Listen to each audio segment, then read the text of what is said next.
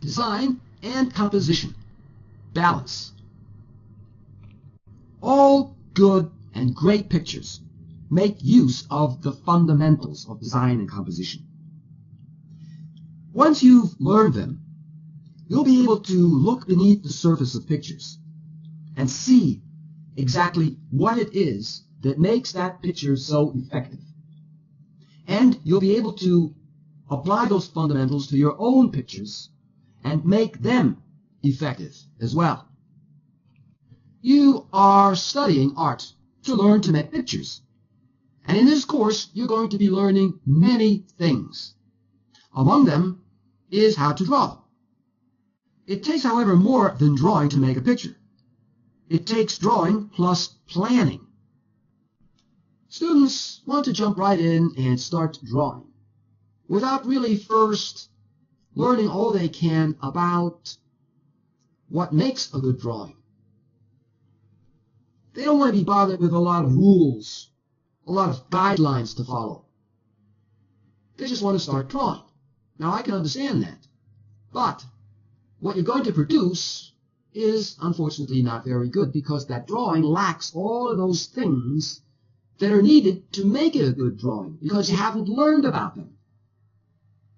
In this course, you're going to learn about those things that make a good drawing, but not just a good drawing, but a good painting as well.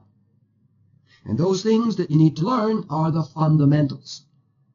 If you're going to draw a figure, you need to know what the basic forms of the figure are and anatomy. If you don't know those things, it's going to show in your figure drawings. And your figure drawings are not going to be very good.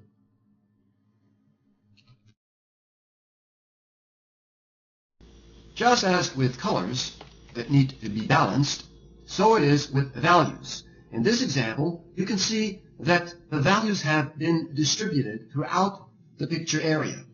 There's a dark on the left and then another dark on the right to balance the dark on the left. There's a middle tone on the left and then another middle tone on the right to balance that middle tone. There's a large dark here, which is then also repeated over here to help balance the entire picture area, so that not all the darks are bunched up on one side and there are no darks on the other side. Also, with the light value that you see here, it has been repeated over here. So there's a nice distribution of the various values throughout the picture area to establish balance. I'm going to enlarge this weighing scale here so that you can see it better. Think of the values as being weights, and different values have different weights. The darker ones, such as this one, has more weight than these middle tone values that you see here. And you need to place these values in your picture area so that a balance is achieved, just like a balance is achieved here with this weighing scale by placing these different values on that weighing scale.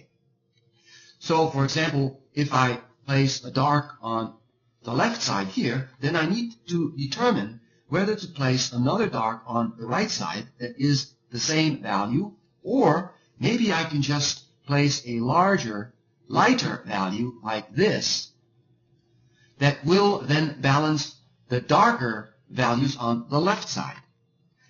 It's a matter of determining what values need to be placed where in order to achieve the kind of balance that you see here on this weighing scale.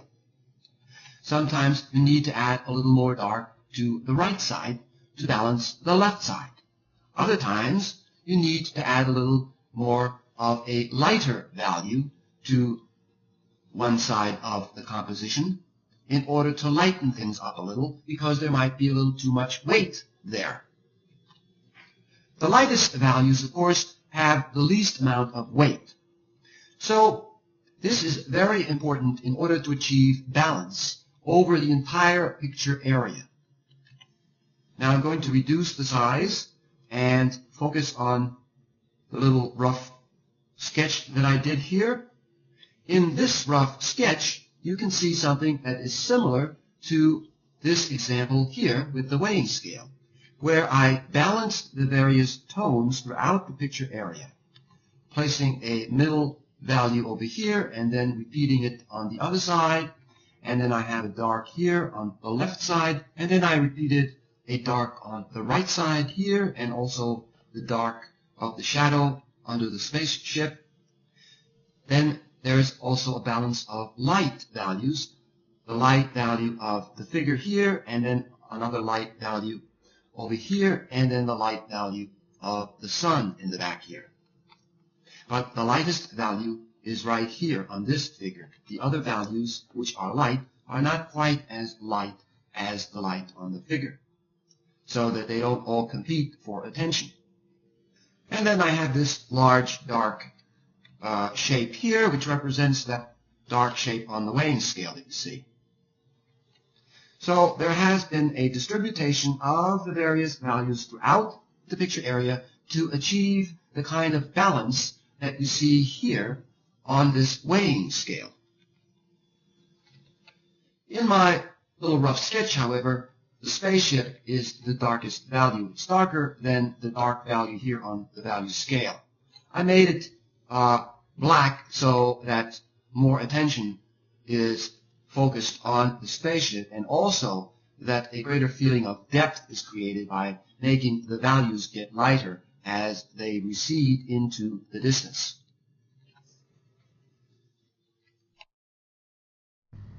Now I'm going to simplify things a bit. Instead of using a lot of values that have been placed or distributed around the picture area to create balance, here I'm going to be using fewer values.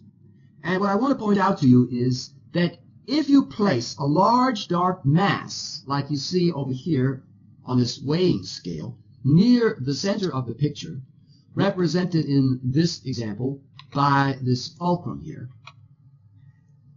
and you place a smaller dark mass that has the same dark value as the larger mass, some distance away from the center of the picture or from the fulcrum, like in this example here, that smaller dark mass will then balance this larger dark mass. But the key is to place the larger dark mass close to the center of the picture.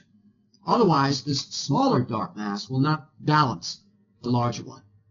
If I move this larger dark mass on this weighing scale over toward the right like that, away from the center, now that smaller dark mass here cannot balance the larger one because it's too far away from the fulcrum or center of the picture area.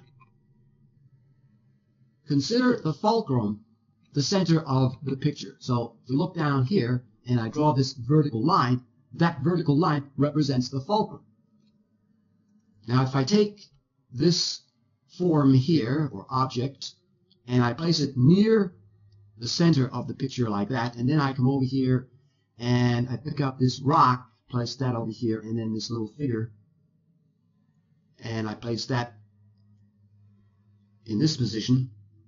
Now these two darker masses here balance this large mass.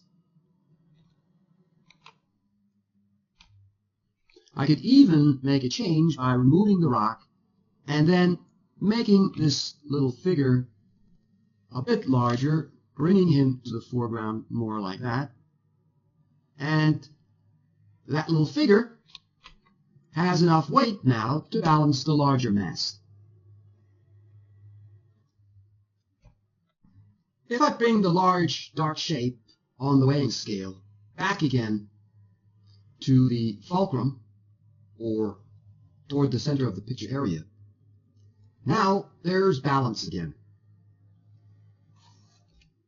Because there is an equalization of weight that occurs when a large dark mass is brought close to the fulcrum, or even going over the fulcrum like that.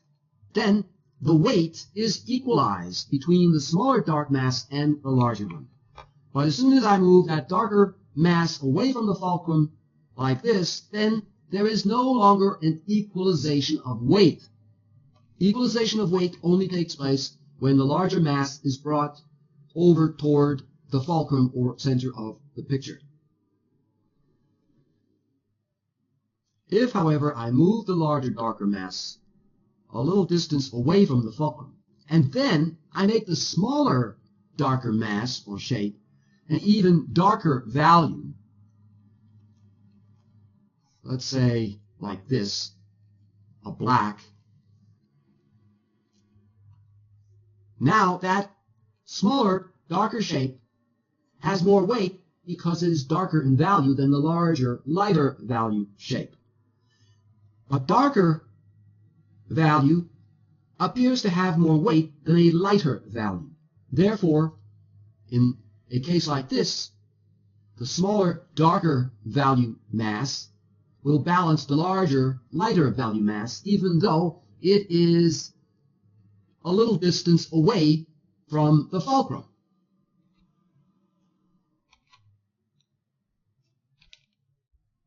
Now let's say I start another rough sketch here, and I'll add this large rock. On the left side, there's the ocean, and then I'll add a rock coming out of the water here, like this. And here's the spray of the water coming up on the rocks like this.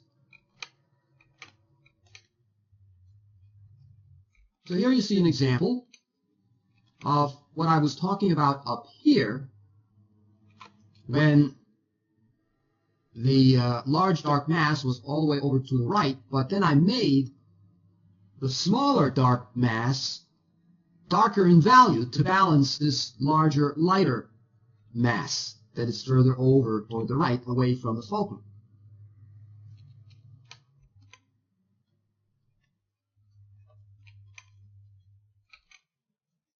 And then maybe I can add a small sailboat back here.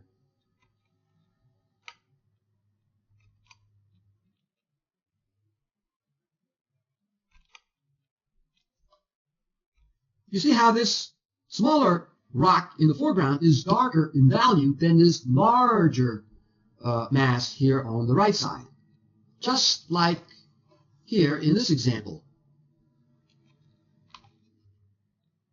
If I made this smaller rock the same value as the larger mass, like this, now it doesn't look balanced.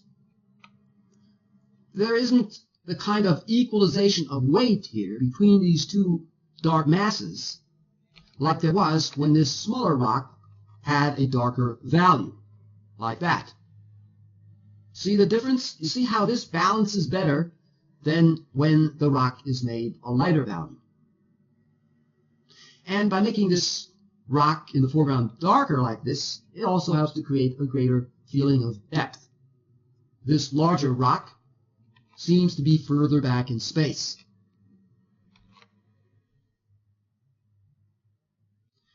Here you see the importance of keeping in mind the fulcrum or center of the picture, and how far away you place the dark masses from the fulcrum or center of the picture, and how dark you make those masses. That determines whether the picture is in balance or not, whether there is an equalization of weight or not.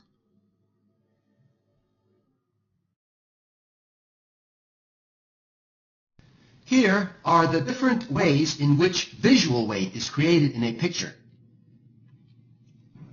And as you can see, there are quite a few different ways through which visual weight can be achieved. Balance is the equilibrium of visual attractions or forces, and it is through equilibrium of those forces that stability can be achieved within the composition. There are basically two types of balance, formal and informal. Formal balance is the balancing on opposite sides of an axis of one or more elements by identical or very similar elements, while formal balance is often exactly symmetrical, or reversed repetition on opposite sides of an axis. Informal balance is the balancing on opposite sides of an axis of one or more elements by dissimilar or contrasting elements, such as you see here in these diagrams. And it is also referred to as asymmetrical balance. And you can see those contrasting elements here, for example, where there is a white triangle and a black triangle. These are contrasting elements, and that element is value, different values, dissimilar values. Dissimilar elements are used to create equilibrium or balance. And you can see more examples of dissimilar or contrasting elements, such as here, for example. There's a red square and a blue square. These are dissimilar colors, but they balance each other because warmer colors are heavier or have greater visual weight than cool colors do. Therefore, this smaller, warmer red color balances this larger, cooler blue color. Balance or equilibrium is the state of equalized tension. It is not necessarily a state of calm. There are two types of balance that I will be concerned with here: symmetrical and asymmetrical. Symmetrical balance, or formal balance as it is also known, is vertically centered and is visually equivalent on both sides, such as you see here with these two black squares. Symmetrical designs are static, and they evoke feelings of classicism, formality, and constancy, for example. Here is an example of asymmetrical or informal balance, which attracts attention and is dynamic, as opposed to the symmetrical balance, which is static. Asymmetry requires a variety of element sizes and careful distribution of the negative space. It evokes feelings of forcefulness, dynamism, and vitality. Balance is an important route to achieving unity in design. If the various elements are seen to be in balance, the design will look unified. It will make a single impression. If a design is out of balance, its constituent parts will be more visible in the overall design. I did this really rough sketch here to show you that a total gradation, such as the one you see here in the background, running from dark to light, attracts more attention than an area that has more solid tone, like this, that doesn't have that kind of gradation. And because it attracts more attention, it has more weight than a solid area of tone. The amount of attention an element of design, such as color or value, for example, attracts determines how much visual weight that element has. The more it attracts, the more visual weight it has. The less it attracts, the less visual weight it has. As you can see, I've turned the grayscale sketch into a color sketch in order to show you that strong value and color contrast have greater attraction than closely related colors and values, and these colors and values are closely related. Therefore, they do not attract as much attention as this part of the composition, which has stronger value and color contrasts. And because of that, this gains a lot of visual weight and is enough to balance other parts of the composition, such as this part, where the gradation of value and color is found. That's why putting the stronger value and color contrast on your center of interest and lesser contrast in other parts of the composition will enable you to balance those other parts of the composition that do not have such strong attraction because they do not have such strong value and color contrasts as the center of interest has. And in my little color sketch, this figure here is the center of interest. I should also mention that because this is a human figure, it attracts a lot of attention and therefore gains a lot of visual weight. So because it's a figure, it adds to the visual weight created by the strong value and color contrast in this part of the composition, which further helps to balance all the rest of the composition, especially on the left here, which has a lot of weight. There's something I'd like to point out to you. As you can see, I made a change in the composition. I brought the figure over to the center of the picture area to point out to you that when you have a strong accent in your painting, such as this, for example, the yellow and red, don't place it in the center of the picture area. It will create a static effect. Place it away from the center, like I showed you in the previous example. Here's a rough sketch that I did to show you that smaller, darker shapes such as these can be balanced by much larger empty space that has a light tonal value to it, such as this. And if you add a tonal gradation to that empty space, running from dark to light, as I did here, you add additional weight to that empty space, and thereby that space will be sufficient enough to balance smaller, darker, heavier weights like these dark shapes here. Also, by adding a tonal gradation to a large empty space like that, you increase the interest in that empty space. Since it is empty, you need to find a way to make it interesting, and by adding a tonal gradation, it will make that empty space more interesting. Now, you don't have to add a tonal gradation. If you add a flat tone, make sure that that tone is the right value that will then give you the correct weight to balance the smaller, darker, heavier shapes like these. By turning the sketch on its side, I think you can more clearly see how all of this space here helps to balance the darks on the left. When you use a lot of space to balance shapes, make sure that that space is sufficiently large enough in size to have enough weight to balance the smaller, darker shapes. If the area of space is too small, then there may not be enough weight there to balance those darks. So the more space you have, the more weight you're going to have, because that empty space also has a value. The lighter the value, the lighter the weight. If you add darker values, like I did, where I added this tonal gradation running from dark to light, then that space is going to have more weight, and therefore that empty space will better be able to balance any darks that you have on the opposite side, such as these here in my example. How much space you should have, how dark the value should be, that's a matter of judgment and feeling. Ask yourself, does it feel like it's balanced? As you can see, I've made a change to this area by adding this tone here, these rocks, and this plant.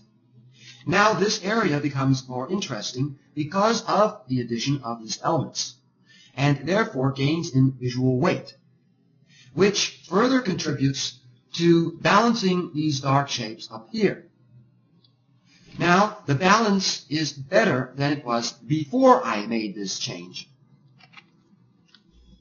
I should also mention that this area is more dense than this area here, which is empty, because of the repetition of the rocks within this area. These rock forms repeated create a dense area, and an area that has density through repetition of forms or shapes, such as in this diagram here, where you see this dense area right there, has more weight than empty areas like this. And because of that, additional weight has been added to all of this space at the lower part of the picture area through this density that exists here.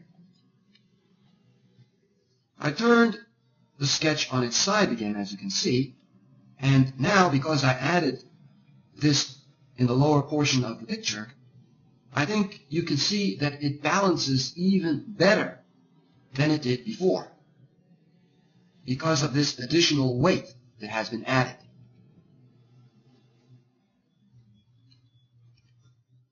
Drawing your attention to the upper portion of this sketch, this dark part here is balanced by the dark value here as well as the lighter value in the sky and the darker value of the clouds as well as the white sun that you see here.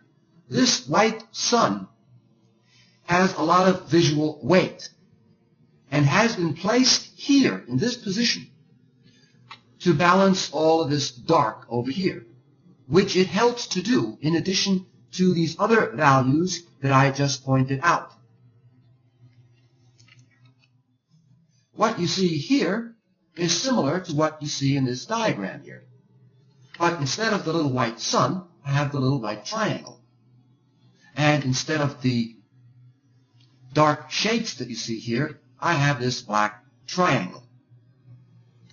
And because of the strong value contrast of this white triangle, it gains a lot of visual weight because of the amount of attention that it receives through this strong value contrast. And therefore, it has enough visual weight to balance this larger black triangle. And that's the same case here. This little white sun has enough visual weight to help balance the larger, darker shapes on the right side. Even though the contrast of value isn't as strong here as it is here, there is still a sufficient amount of visual weight gained through the contrast that does exist here to give it enough visual weight to help balance the right side of this little sketch. If I have a large shape, let's say on the right side, very roughly indicated here a spaceship that's just sitting there, let's say, and then over on the left side I have a small figure.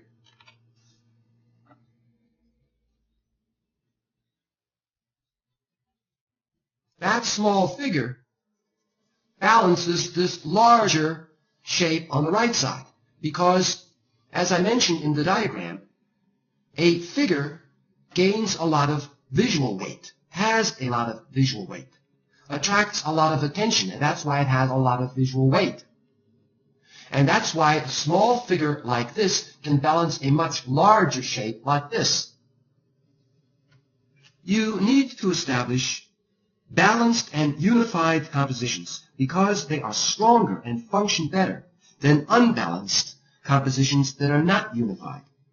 In pictorial balance, equality is achieved not through the repetition of the same kind of force, but through an opposing or contrasting force, as represented in these diagrams. Think of balance in terms of a force and a counterforce. All of these examples are asymmetrical balance. It's the kind of balance that creates compositional movement. Therefore, it's dynamic because it moves the eye of the viewer through the composition, as opposed to symmetrical balance that is not dynamic and therefore doesn't move the eye through the composition as asymmetrical balance does. Here is an example of symmetrical balance. This is perfect symmetry because what is on the left side is repeated on the right side, exactly the same way. The axis of the picture area runs down the middle of the picture area. And what is on one side of the picture area is repeated on the opposite side of that middle axis. and therefore you wind up with a static balance. Not only must there be balance between the left and the right side of the picture area and on opposite sides of the axis, but also there is a horizontal axis, and the picture needs to be balanced vertically as well as horizontally, which means that if I have a dark shape down here and everything is light up here, then I need to place a larger, darker area to balance this darker area at the bottom. But that area at the top of the picture area can be a halftone if it is large enough to balance a smaller dark at the bottom. Or you can have another dark at the top of the picture area to balance the dark at the bottom. So there are actually three kinds of balance to keep in mind. Balance on the left and the right side of the picture area, balance at the bottom and the top of the picture area, and balance in depth. In this kind of static or symmetrical balance, the eye jumps from one to the other, back and forth, back and forth, back and forth.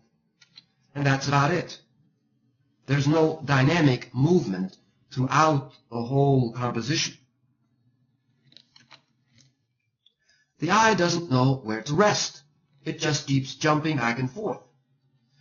Now, if I change one of these sizes here,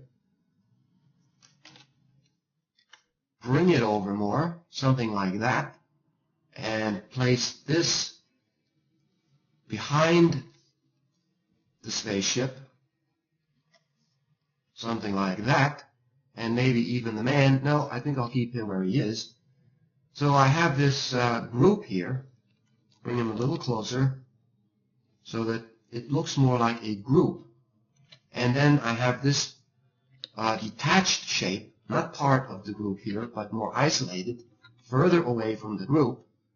And I bring the group a little closer to the middle axis line, and this a little further, and then darken it a little more to give it a little more weight. Lighten this just a little bit. And if I darken the man to create a stronger value contrast,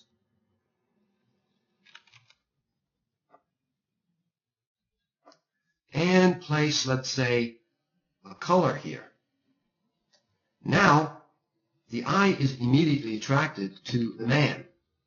The eye takes in the whole composition, looks at the man, looks at the larger shapes, and then moves over to the smaller spaceship, and then is attracted back to the man again. So the eye is moving dynamically from one part of the composition to the next, and then it finds a place to rest, which is where the figure is. The figure is the center of interest. In an asymmetrical composition like this, the eye moves from the larger shapes to the smaller ones. It is encouraged to move in a dynamic way, to explore the entire composition, and to find a place to rest. Looking at this first diagram here, a strong contrasting value has more visual weight than a lesser contrasting value. And you can see that this small white triangle attracts quite a bit of attention, and therefore it has quite a bit of weight, enough to balance the larger black triangle. So, just to recap what I said, in a symmetrical or formal balance such as this, what is on the left is repeated on the right. Balance is achieved through similar elements, or elements that are exactly the same. While in an asymmetrical balance such as this, balance is achieved not through similar elements, but through contrasting elements, through dissimilar elements, this spaceship on the right is different from this spaceship on the left. This whole side here is different from this whole side here. If I added, let's say, a red here within this symmetrical balance, now there is no longer perfect symmetry. This is sometimes referred to as asymmetrical symmetry because it combines both symmetry and asymmetry. Now I can go further than that. I could add a different kind of spaceship here.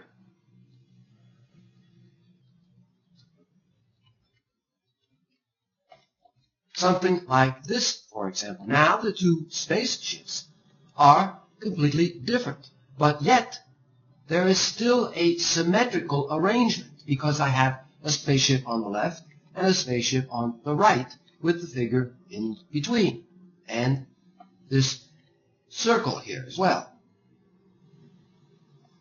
Now there is an even stronger asymmetrical composition than there was before when I only had this red here. So what I'm showing you here is that you can combine both symmetry and asymmetry within a composition. And many artists do this. Here's a really rough and quick sketch that I did to show you another example that combines both symmetry and asymmetry. The background is symmetrical while the foreground figures are more asymmetrical. They're not exactly the same. This one is larger than this one here, and they don't line up at the top. This one is lower, this one is higher. So there are differences here, and this arrangement is more asymmetrical, while the background and that figure here in the background is more symmetrical. So both symmetry and asymmetry have been combined. But for the most part, compositions are asymmetrical because asymmetrical compositions are the most dynamic kind of compositions. I'm going to enlarge this diagram here. And as you can see, it says deep space carries weight and can balance an object. This is the deep space, this road going into the distance. And all this deep space is enough to balance an object that is on the right side here, this house. So keep that in mind, that deep space can balance an object. This one I've already covered. Then this one says objects known to have weight balance larger objects. And we all know that a dumbbell has weight, and it can balance an object like a lamp. When you know that the object has a lot of weight is associated with it, that's enough to give it weight to balance an object like a lamp, for example. Next, this one here, where it says a vertical is heavier than an oblique. And as you can see, this vertical line is considered to have weight, more weight than this diagonal.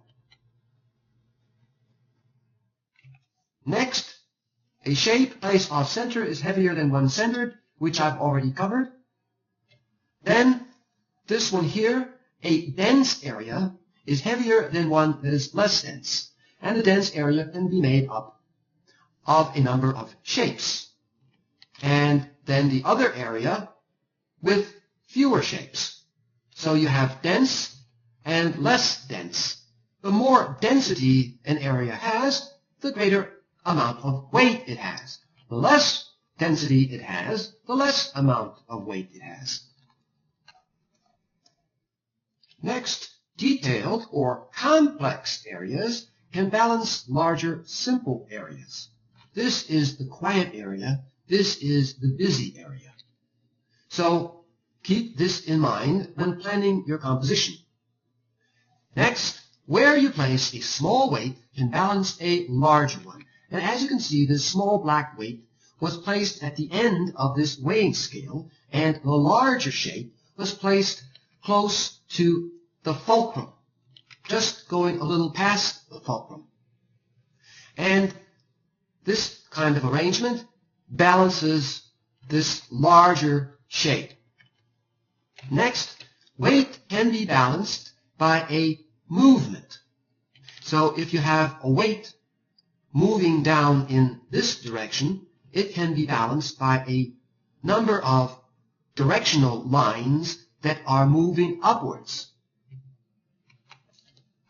In this example, it says geometric shapes are heavier than less structured shapes. And as you can see, this geometric triangle shape has quite a bit of visual weight compared to the more irregular shape. Next, a pattern is heavier than an area without a pattern. A patterned area, such as this, has visual weight. It gains visual weight as opposed to an area or shape that doesn't have a pattern like that. Moving on to the next example, here it says, an isolated object gains weight. It can balance a group, and this isolated object gains enough visual weight to balance these shapes on the other side. Here it says a heavy active shape can be balanced by an intense color. And as you can see, this small yellow intense color gains enough visual weight to balance this darker active or irregular shape. Moving on to the next diagram, here it says a heavy, dense area can be balanced by a heavy tone. As you can see, this is the dense area. And this tone balances this dense area. So keep this in mind. When you have a larger area of tone that you want to balance, you can do that with a more dense area or a number of shapes that form a busy area, which become a more dense area. And that's enough to balance a larger tonal area like this. And now, the next diagram, it says a right movement is balanced by a left movement. So as you can see, opposing directional movements balance each other within a composition. Moving on to the next one, the darker a value, the greater the weight. So keep that in mind. The lighter the value, the less weight it has. The darker the value, the more weight it has. In this example here, larger sizes give greater weight. So when you have two shapes that have the same value, but one is larger than the other, the larger one will appear to have more weight. And for the next diagram, intensity of color can balance larger, less intense color. So if you have a larger, grayer area of color, or more neutralized color, that can be balanced by a smaller, more intense or brighter color, such as this yellow that you see here, balancing this larger violet color, which is grayer and darker than the yellow. Harmony can establish balance. For example, if I repeat this oval and then I change it to a circle, and then I add another oval, or I add a curve like this and then a straight line, it still is harmonious with these other shapes because of this curve. If you've been following my videos and you saw the lesson on harmony, you'll know that a shape like this is harmonious with these other circular shapes. So when this kind of harmony is established, balance is established because of the similarity of the elements of design. In this case, I'm using shape, but it applies to all of the elements of design: line, shape, color, value, texture, direction, and size. And it relates to what I talked about earlier with the symmetrical balance. You see, in harmony, there is similarity. In this symmetrical balance, there is similarity or sameness because of the repetition that occurs. What is on the left is repeated on the right. Just as in harmony, there is this similarity between the elements of design, and so there is a similarity.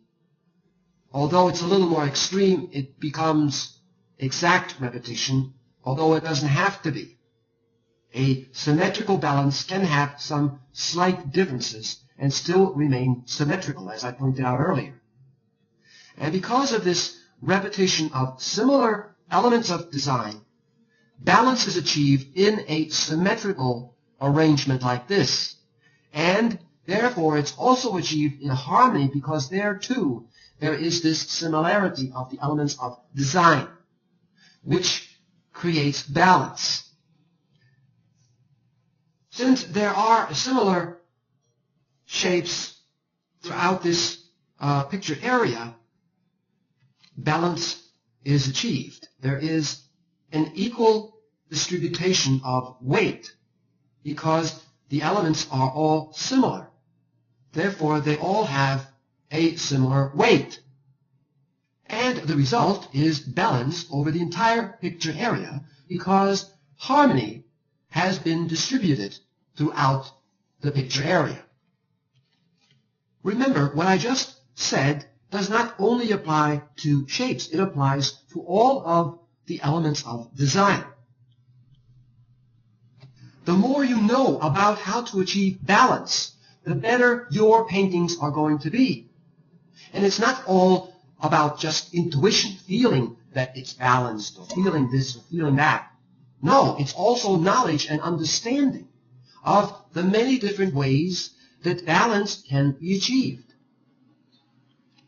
However, that said, I must point out to you that one of the most important, if not the most important way of achieving balance within your compositions is the arrangement and distribution of the tonal masses, such as I've indicated here. If you get this distribution of the tonal masses correct, your painting will be balanced in terms of tonal masses. But remember, as I pointed out, there are additional things that must be kept in mind that also must be balanced.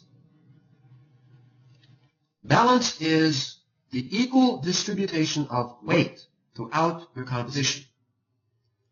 And I've already shown you the various ways through which visual weight can be attained. And that weight must be distributed throughout your composition. You know, for example, that a bright color has visual weight. So if I put all my bright colors on one side of the composition, then there is no equal distribution of weight because the weight created by these bright colors has been placed all on one side. So I need some weight on the other side. And that means placing some bright colors on the left side as well, so that I have a more equal distribution of this visual weight. However, there is a problem when you repeat the weight in the exact same terms. That is, bright colors on the left side, bright colors on the right. The problem arises that with this kind of equal distribution, there is no emphasis, because the eye has not been directed to one area of the composition where it will find rest. Since everything has been made equally interesting, that is, given the same amount of emphasis, there is no emphasis. When everything is given emphasis, then there is no emphasis. So some of these colors need to be reduced in their intensity. An area needs to be found where the eye can focus, where emphasis can be created. The same colors can be kept, However, their intensity needs to be reduced, and the area that they take up must be increased, just as in this diagram here that I showed you, where the larger, darker, and grayer color is balanced by the smaller, more intense color. So that's the kind of balance that can be created in an example like this. This is a rough color sketch that I did to show you that balance has been achieved through harmonious color, colors that are analogous to each other on the color wheel. The harmony of color establishes balance.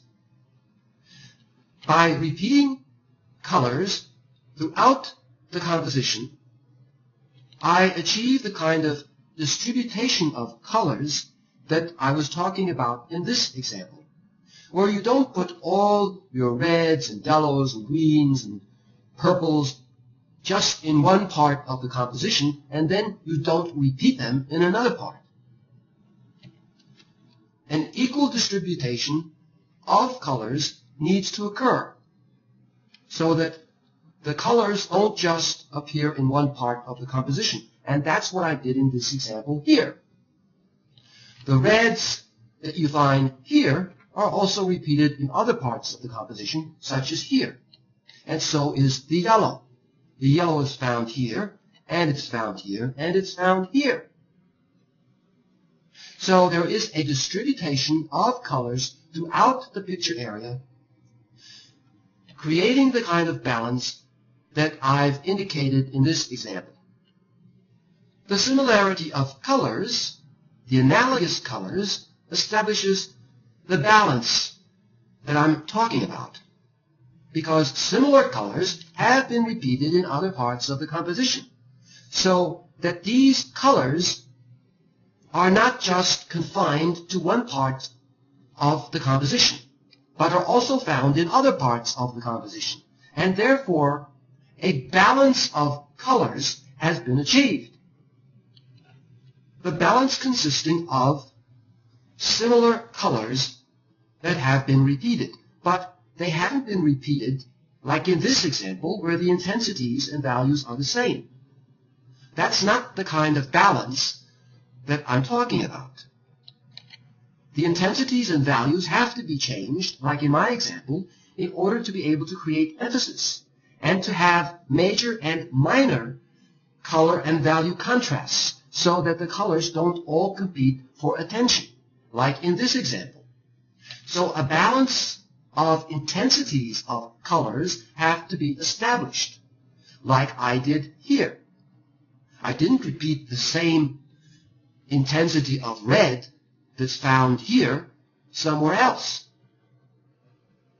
The intensities have been changed, but the various colors have been repeated throughout the composition to achieve the kind of distribution of colors that you see here to form this kind of balance. A balance of the distribution of the various colors in the composition, so that no colors are found in just one part of the composition without them being repeated somewhere else. As you can see, I've made a change to this color sketch. Right here, I added this planet. I felt that more weight was needed in the distance to balance all the weight in the foreground. Remember when I talked about balance in depth? And also, by adding that planet, I've now created a more interesting negative shape in the background here. A more irregular shape that's more interesting. And also I set up a rhythm of negative shapes. There's a negative shape here, and then there's one here, and one here, and one here. You see, the figure and the planet breaks the background negative space into a rhythm of several shapes, which makes the background more interesting because of that. And the sizes are all different. There are varied sizes of negative shapes that help to further create interest in this little rough color sketch. And also, I felt the need for an additional curving shape. I have curved shapes here, here, and here, and in the figure. And I felt that another one was needed to offset the more angular shapes that you find in the rocks, and to add a better balance of shapes, of curved and angular shapes. And also, the addition of this circular shape helps to draw attention to the figure, in addition to the little accents of green and red that I've added and this violet here. And also because the figure is in the foreground and large, and the darkest dark in the entire sketch is here on the man's hair. That dark accent helps to draw attention to the head. The darks that you find elsewhere are not as dark as the dark in the hair. Keep this in mind when painting your own pictures, that the addition of one very dark or super dark accent at the center of interest adds an interesting note to your composition, as well as helping to draw attention to the center of interest. The negative space, which is the space surrounding the positive forms and in between them, such as here and here, should have one dominant space, such as this one, and then I have a smaller one here, and then I have a medium-sized one here, and a very small one right there, and then another small one here. So it's important to have this variety of sizes ranging from a dominant, a largest negative space, to a medium-sized, and then to the smaller ones.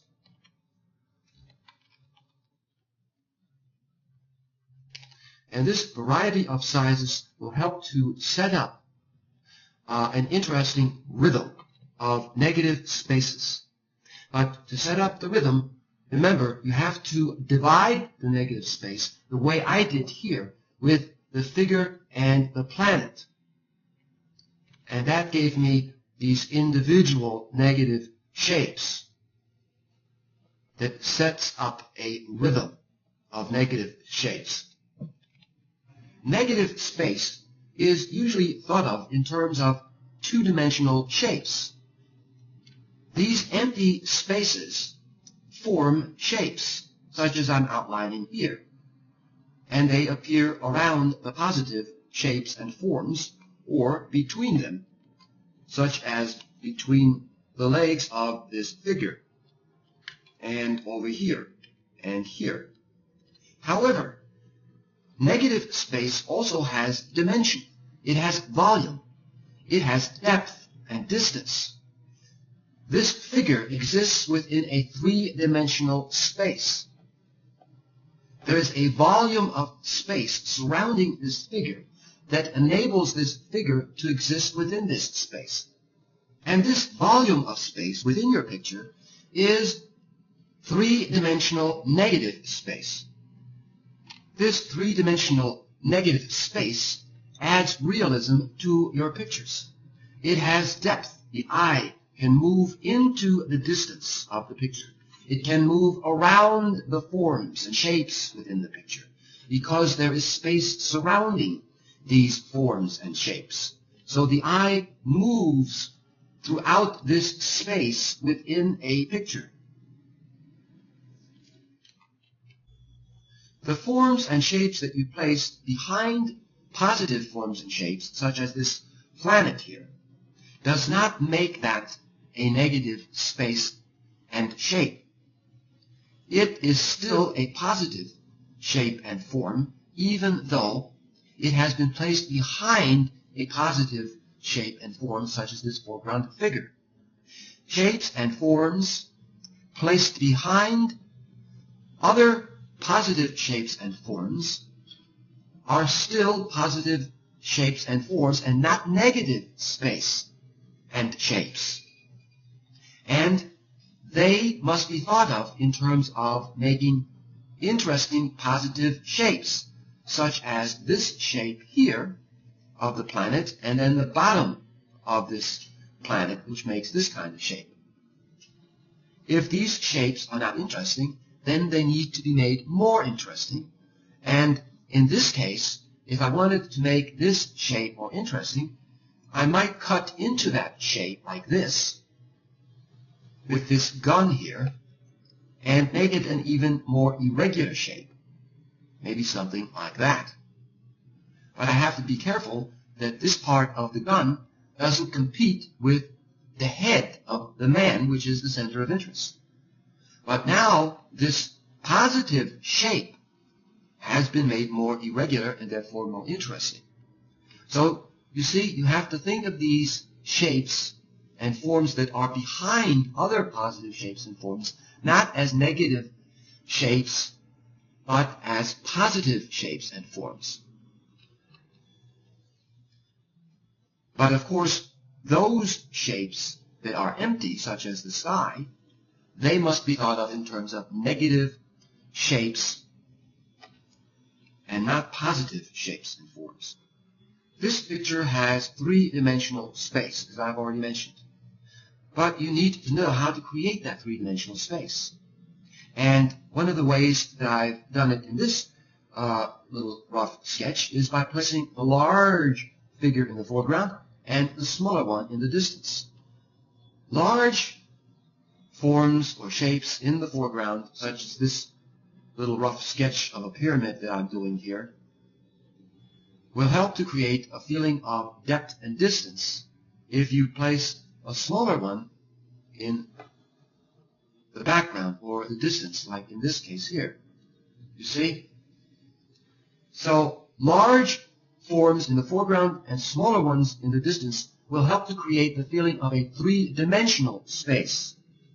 In addition to making shapes larger in the foreground and smaller in the distance, overlapping your shapes, such as this figure, which is overlapped with the planet behind it, helps to add a feeling of depth and three-dimensional space. It's something like this, for example, where I have a larger shape in the foreground, but then I place another shape behind this shape, which is somewhat smaller. So this overlapping of shapes, in addition to the larger shape in the foreground and the smaller one behind it, helps to add to the feeling of a three-dimensional space. Another way to create the feeling of three-dimensional space is by placing your subject matter at the top of the picture area. Something like that, for example. And then when you have a lot of space down here, the eye thinks that this is farther away because it's at the top. Now, another way of helping to create a greater feeling of depth is by making the contour of the shape in the foreground more irregular than those contours farther back in the distance. And that's what actually happens to the contour of shapes. They become less irregular as the shapes move farther into the distance. And I'll give you an example over here in this little rough sketch here. The contour of this foreground shape has quite a bit of irregularity to it, as you can see, as compared to the contour of this mountain in the distance, which has a lot less irregularity to it. So this will help you to create a greater feeling of three-dimensional space, of distance and depth in your pictures. By creating this irregular contour, I've also created an interesting negative shape. This is negative space, and that space creates a negative shape that has an irregularity to it that makes it interesting. And also, it has an active side, which is this left side, and then an inactive side, which is the right side and the top of the shape. This is a passive side, and this is an active side, because one side has more irregularity to it than the other side. And therefore, there is an active side and an inactive side. This is the sort of thing that helps to make a shape really interesting. And I talked about this in earlier videos in our Trek series. Hopefully you had a chance to see those on shape. If you didn't, I would suggest you check them out. Think of the elements of design, such as shape, line, tone, or color, for example, as a force within your composition which pushes or pulls in one way or another, or acts as an anchor so that the whole structure is held in balance. As you can see, there are two shapes here, one dark and one light, and they are about equal in size. Either one could be the positive shape or the negative shape, but most likely the lighter shape is usually read as the negative space or negative shape, and the darker shape is read as positive shape. One must dominate over the other in terms of size. You shouldn't have the positive shapes, or figure as they're also referred to, the same in size as the negative shapes. Make one larger than the other. In this case, if I want the positive shape to be dominant in size, all I have to do is move it over and then just add the black to the right side here. And now the negative space is smaller and the positive shape dominates in terms of size.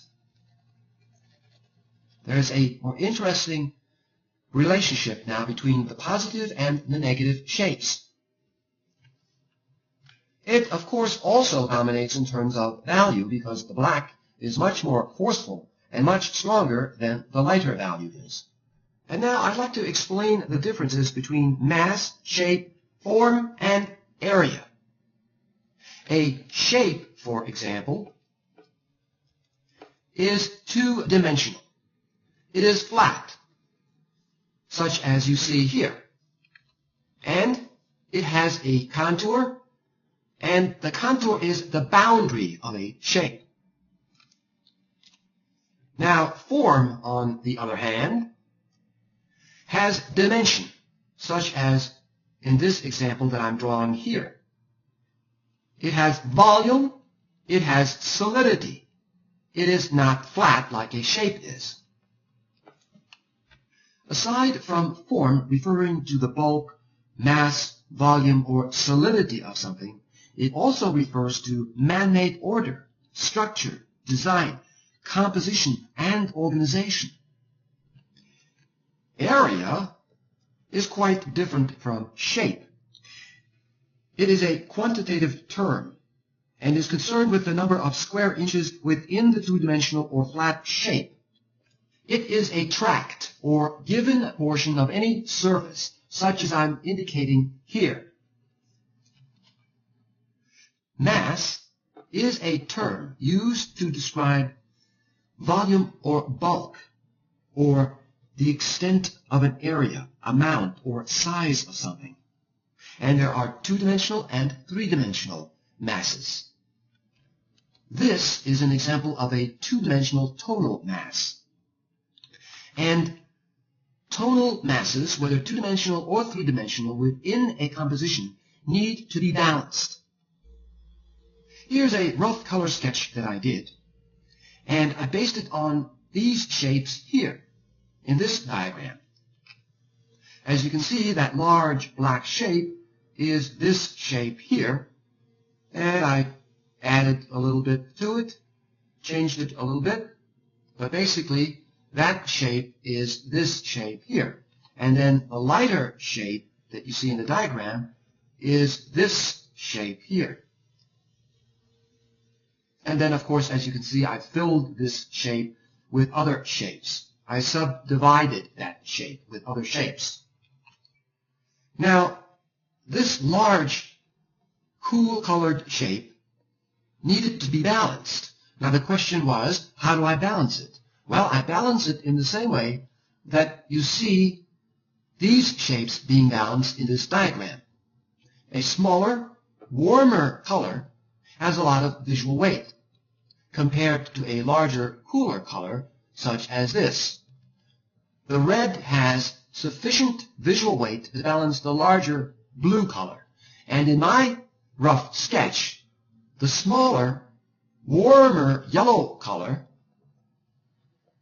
helps to balance this larger, cooler color, just as in this diagram here.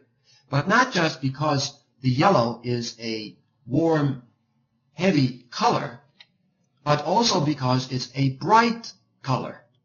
And if you look at this diagram here, it shows that an intense color has a lot of visual weight and can balance a larger, grayer color such as this. Now, in order to increase the weight on this side even more, to balance all this weight, I added this figure here. And if you remember, in this diagram that I showed you earlier, I talked about how a figure, the human figure, has a lot of visual weight. And therefore, the addition of this figure and also the brighter color that you see here in comparison with the other color in this part of the composition helps to further add weight to this left side to balance the right side. Even more weight is added to this side by the tonal gradation in the sky. And if you remember, I talked about tonal gradations as having a lot of weight, a lot of visual weight, more visual weight than more flat tonal areas. So, in addition to all these other things that add weight to the left side, the tonal gradation helps to add even more weight. So there's a lot of visual weight on the left side because of all the weight on the right side that needs to be balanced.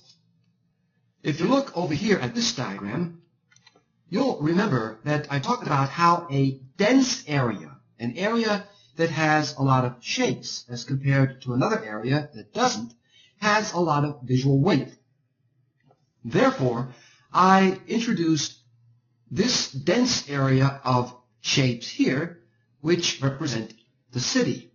And this density of shapes helps to further add weight to the left part of the composition. I needed even more weight on this side because, as you can see, there is quite a bit of weight on the right side. The whole composition is asymmetrical because the left side looks different from the right side. I didn't repeat what was on the left side on the right side, or vice versa. Now, in order to add even more weight to this side, I created a more complex center of interest right here. If you remember what I told you about how the center of interest can balance other areas within a composition. And if you look at this diagram, you can see that more detailed or more complex areas can balance larger areas. So this little center of interest here that has the greatest amount of color contrast and the greatest amount of variety of color is found here, adds a lot of weight to this part of the composition and really contributes quite a bit to balancing all of this weight on the right side. Also, by adding this dark here and the dark of the ground beneath the city and the dark in the sky here, I add additional weights through dark values that help to balance the dark values on the right. So, you see, it's not just about placing a dark on the left and then another dark on the right to balance your compositions. Balancing your compositions also involves a lot of the other things that I've been talking about in this rough sketch and in all the various diagrams like these that I've shown you. As you can see, I made a change do this color sketch by introducing this lighter value over here on the right side. And I introduced that because I felt that a balance of lighter values was needed. All of the light values were on the left side of this composition, and there weren't any on the right side, like in this diagram here, where a balance of light values has been established. There needs to be a balance of light values as well as a balance of dark values, like these in this diagram. And I talked about this earlier. And therefore, I introduced this lighter value. And by introducing that, I also open up this large, heavy form by adding this shape that acts as a kind of window and adds depth to this part of the composition. By introducing this contrasting color here, I had to lower the intensity or brightness of the color in order to reduce the color contrast in this part of the composition. Otherwise, the eye of the viewer would be attracted here too much. I want the eye of the viewer to be attracted to the left side of the composition. Therefore, greater color contrast occurs on the left side of the composition than on the right side. Usually, analogous colors are placed at the borders or at the peripherals of the picture area. But when you have a contrasting color like this, then you need to reduce the intensity of the colors. Otherwise, the contrast will be too strong. In addition to what I've done to keep the eye from remaining here for too long, I added this arrow-like shape that points into the composition